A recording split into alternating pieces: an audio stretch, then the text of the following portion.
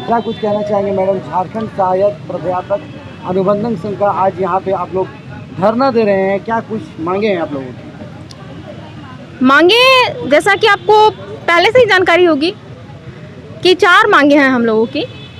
एक तो हमें यूजीसी के मानकों के अनुसार एक नियमित वेतनमान दिया जाए, निश्चित वेतनमान, और दूसरा हमें नियमित करने हेतु स्टैच्यू का निर्माण किया जाए। दूसरी मांग है कि कोल्हान विश्वविद्यालय से और सिद्धू कानू विश्वविद्यालय से 6 साथियों को टर्मिनेट किया गया है, उनको वापस बहाल किया जाए। और हमारी चौथी मांग है कि 2018 का जो नियम है उच्च शिक्षा के क्षेत्र में, उसको ही अभी रखा जाए। 2022 में जो नियम बनाया गया है उसको नहीं रखना चाहिए। आप जान रहे हैं कि उसके लिए पहले भी हंगामा हो चुका है यूनिवर्सिटी लेवल पर भी कि ऐसा नहीं रखना है, लेकिन पता नहीं सरकार उसमें क्या करती है। दूसरी बात कि आज इतने दिन हो गए हम लोगों के धरने पर बैठे हुए, लेकिन अभी तक सरकार हो या विपक्ष हो, किसी पार्टी ने आकर हमारी सुध नहीं ली है। कल पहली बार पद्मश्री अवार्ड से सम्मानित मुकुंद नायक जी और 2-4 लोग हमारे साथ में आए, हमारे सपोर्ट में, तो ये ठीक है। लेकिन सरकार ने, हेमंत सरकार ने ये हमसे वादा किया था कि वो सत्ता में आने के बाद अनुबंध कर्मियों को उचित सम्मान देंगे, उन्हें नियमित करेंगे, लेकिन अभी तक उन्होंने अपना वादा पूरा नहीं किया है। फिर भी लोग कहते हैं कि हेमंत है तो हिम्मत, हेमंत है तो हिम्मत है।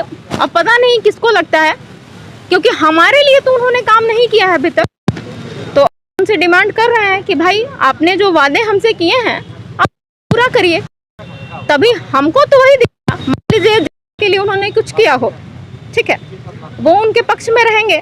अभी तक हमने आपको, उस समय सरकार बीजेपी की सरकार थी पहले, उस समय भी हम धरने में बैठे थे, पर उन्होंने हमारी नहीं सुनी। उसके बाद सरकार बदल गई। तो क्या लगता है कि ये जितने भी जो लोग आते हैं, अभी महागठबंधन की सरकार है, सिर्फ वादे ही रह जाते हैं? अभी तक तो वादे ही हैं। पिछली बार भी शासन में थी बीजेपी सरकार, तो बीजेपी सरकार में ही हम अनुबंध पर बहाल हुए थे। तो था उस समय कि आप लोग सिर्फ आधारित शिक्षा, आपको बस एक क्लास लेना है, जो भी प्रतिदिन मैक्सिमम क्लास ले सकते हैं आप, मैक्सिमम 60 क्लास ले सकते हैं, और प्रति घंटे आपको पैसे मिलेंगे।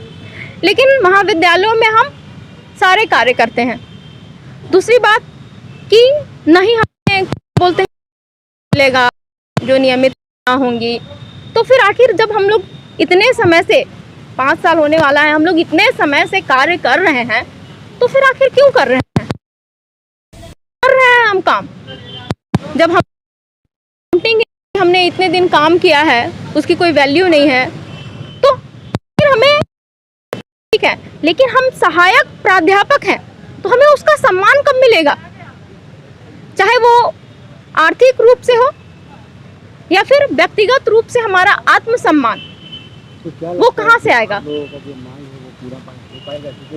हेमंत सरकार ने वादा किया था कि वो हमारी मांगों को पूर्ण करेंगे, हमें नियमित करेंगे, हमें उचित सम्मान देंगे। तो इसलिए इसी आस में हम, आखिर शिक्षक हैं, हम उम्मीद तो नहीं छोड़ सकते हैं ना। अगर एक शिक्षक उम्मीद छोड़ दे तो उसके विद्यार्थियों का क्या होगा? तो इसलिए हम उम्मीद नहीं छोड़ सकते हैं। तो हम यही करेंगे, सरकार से ही हम क्या बोलते हैं, विनती करते हैं कि वो हमारी मांगों को जल्द से जल्द पूरा करें।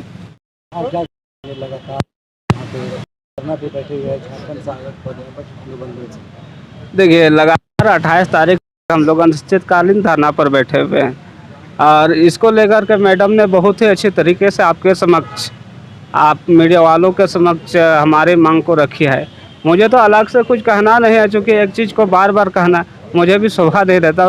बस मैं सरकार से यही विनती करता हूँ कि कम से कम शिक्षक को शिक्षक की तरह रखे। हमारी योग्यता में कहीं कोई कमी नहीं है। जो आपके परमानेंट शिक्षक हैं, प्रोफेसर, तुलना में हमारी योग्यता में कहीं कोई कमी नहीं है। वो जो काम कर रहे हैं मैं भी वही काम कर रहा हूँ। फिर मुझको अलग से 1 घंटे आधारित प्रोफेसर का नाम क्यों दिया गया है? हमको क्यों कहा गया घंटे आधारित प्रोफेसर? जबकि आपका एग्ज़ाम से लेकर के हर चीज़ में बनती उनके, बल्कि उनसे भी ज़्यादा हम काम कर रहे हैं।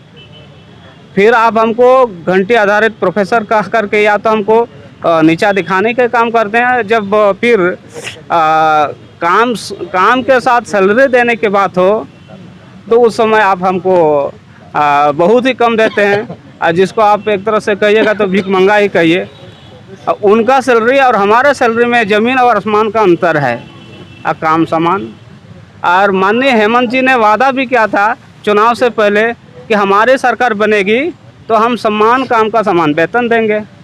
दूसरा चीज़ उन्होंने कहा था कि हमारे सरकार बनने के बाद हम अनुबंध कर्मियों को रेगुलर करेंगे, उनको हम परमानेंट करेंगे।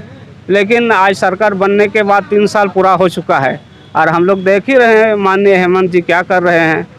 हम लोग बड़ी आदर्श के साथ और बड़ी उम्मीद के साथ सोचे थे कि माननीय हेमंत जी गुरुजी के बेटे हैं, गुरुजी हमारे आंदोलन कर रहे हैं, उन्होंने झारखंड को संवारा है, संजोया है, झारखंड करने में अपना पूरा ये जीवन बिता दिया है। लेकिन उनके बनाया हुआ राज्य में गुरुजी का बेटा अगर एक दूसरा बेटा को नहीं पहचाने तो ऐसा अलग राज का क्या मतलब है। मैं सीधे कानून की धरती से आया हूँ जहाँ पर भारतवर्ष में सबसे पहले आज़ादी की लड़ाई लड़ी गई थी। हमारे वीर शहीद सिधो मुर्मू जी ने, कान्हू मुर्मू जी ने उस समय इस धरती के लिए आज़ादी की बिगुल बजाई थी, जब कन्याकुमारी से, हिमालय से कन्याकुमारी तक पूरा भारतवर्ष आज़ादी की गुलाम में जकड़ कर सो रहा था। कोई अंग्रेज सरकार के विरोध में चू शब्द नहीं बोल पा रहा था। उस समय उस धरती के 2 महानायक ने आगे आकर के इस देश के लिए आज़ादी की बिगुल बजाए थे। इसके बाद फिर जब